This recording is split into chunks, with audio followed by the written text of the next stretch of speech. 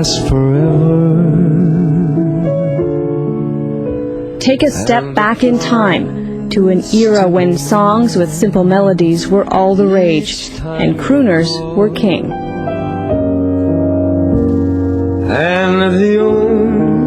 It may sound like 1943 or 53, but it's not. It's 2003, and while the songs may be old, the singer certainly isn't.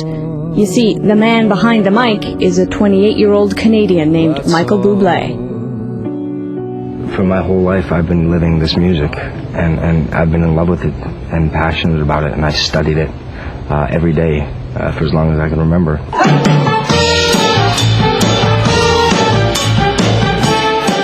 Audiences are in love with it too.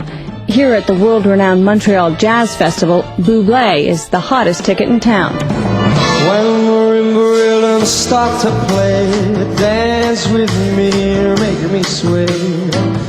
Like a lazy ocean, hush the shore, hold me close, swim me more. I think we all have a natural sort of pulse inside us, and I think that the feeling of that swing, that you either feel it or you don't, and I feel it in a great big way. Never know how much I love you, never know how much I care. When you put your arms around me, I get a fever that's so hard to bear. You give me fever. In just months, his debut album has gone gold in Canada and from Singapore to South Africa.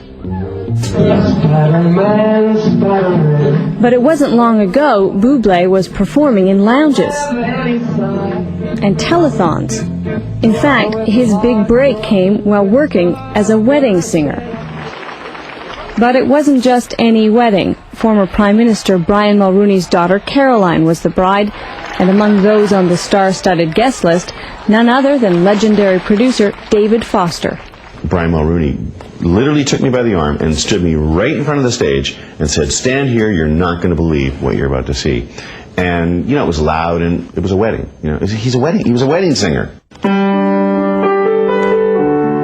The Canadian producer has worked with some of the biggest names in the business, from Whitney Houston to Barbra Streisand to Celine Dion. But that night, it was the wedding singer that had Foster's attention. As I was watching, I was thinking, this kid's great looking. He lives this music. He didn't learn this music. He's lived this music. Fancy gloves though. Foster knew Bublé was gifted, but how do you turn a wedding singer into a star? He just kept saying, "I think you're talented, I think you're a nice kid, I think you're a good entertainer, but I don't know what to do with you. I don't know how to sell this stuff." If anyone knows how to sell this stuff, it's Foster's close friend, Paul Anka. He first recorded "Put Your Head on My Shoulder" in 1959, and he's been a star ever since. He too was immediately struck with Bublé. Can you zero in on just what it is that attracted people like you and David Foster to Michael Bublé? He's got a certain kind of tone. You know, those of us in the industry, we call it tone, and he's got that certain thing, and he marries well to his personality, to his look. You know, it's all a packaging item. It's the totality of everything, and all of that chemistry comes together. We've been talking to a number of people about you. You're surrounded by legends. Mm-hmm. Yeah, it's amazing. That's a strange thing, always. Always a strange. But now, you know, at first it's strange, and then you become friends, and then you forget that they're who they are, and they're just you know, just your friends. You know, it becomes your Uncle Paul. But they still needed one more industry heavyweight, yet another Canadian. There's Tom Cochrane, Red Rider, Backman Turner Overdrive. We're getting close. Bruce Allen has managed some of the biggest acts in the business. People like Bryan Adams, Anne Murray, and Martina McBride. Bublé had been trying to get Allen to manage his career for years. Allen hadn't been interested. The only thing I'd seen him in was theater productions and this kind of lounge thing where you're trying to, make everybody dance and have a good time and tell jokes. Well, that's a career, I guess, if you want to work cruise ships and stuff like that, but it's not what I want to do. But David Foster told Alan he'd come up with a way to transform Bublé from lounge act to legend.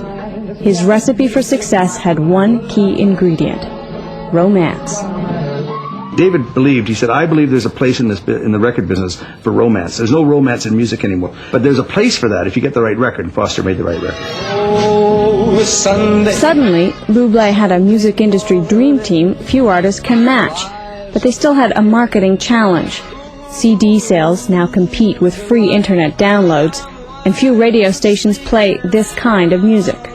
Every group I've ever worked with, it's always about the radio. And Martina McBride, it's critical in the country business about the radio. Radio is the number one thing. So it's basically a whole new way to market an artist. Yeah, radio is not our number one priority. Radio is all messed up. Buying CDs is all messed up. So what do you have left? Television is the big secret weapon, and this is where somebody like Michael Bublé is really winning. Every time this guy's mug gets on television, no matter what country it is, sales go through the roof. It's a phenomenon to watch it, because that doesn't happen on rock acts. Bublé's first major TV score came on the Today Show just 3 days after his album was released. See, this is a big moment here. Katie Couric, how many times do you remember Katie Couric dance with anybody? 14 or 15,000 records sold because of this show.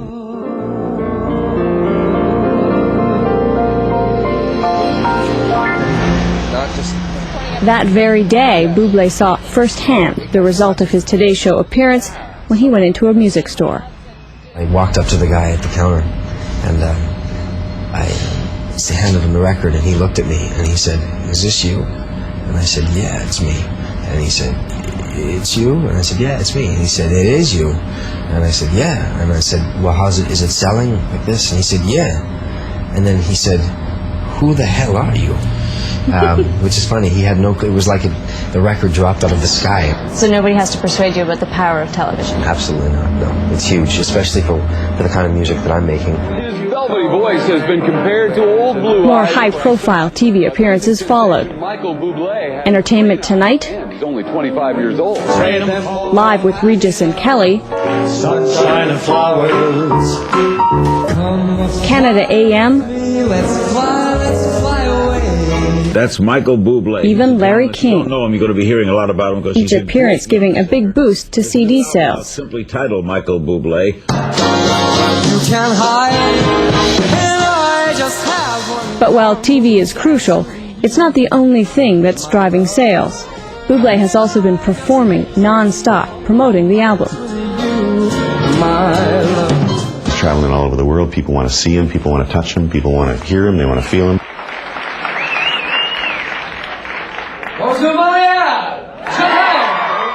And this night, as most nights, he pays tribute to the biggest musical influence in his life. I would not even be on this stage nor any other if it weren't for my grandfather. Let's go back a few years. Going back a few years, all right. Mitch Santaga and his wife Yolanda have always been a big influence in their grandson's life. As a young boy in Burnaby, BC, they remember him as a performer from the start. And he always sang around the house. At Christmas, he would sing Christmas carols before even Christmas, but he was always, always singing. You'll never know. By the time Michael was a teen, he and his grandfather would often spend their time together going through Mitch's old record collection. You know what I like from Tony Bennett? Is I wanna be around. Boom, boom, jack. Pick up the pieces. That's a good one. Yeah. And usually, Mitch would ask his grandson with the great voice to learn the lyrics to his favorite songs. Yeah. He'd ask me to learn them so that we could sit at that table and we could sing for each other. Now, so this is a song I like. Well, this one. Listen to this one. It's got feelings. You tried this song and that. And he said, "Oh, you're too sentimental, Grandpa. You're going to put everybody to sleep." He would say, "Oh, please, come on, learn it before Grandpa dies, sunshine."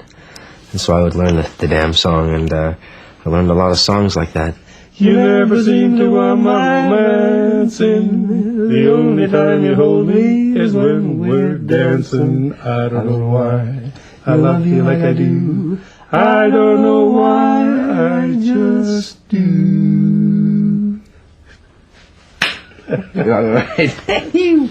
I just think it's a huge privilege. Now, Bublé is sharing that style of music with fans his own age. Especially important to me that I see so many young people in the crowd, and together, you guys, we're keeping this alive. He's going to be a huge star, and if he plays his cards right, he'll have a wonderful 50-year career. Can I just have one more moon dance with you, my love? When will you know you've made it? I think I did make it. I think I made it the first time I got paid to sing. The Wedding Singer? You know what? I got paid to do what I love, and I know that there's a lot of people that would have just died to be in that position. My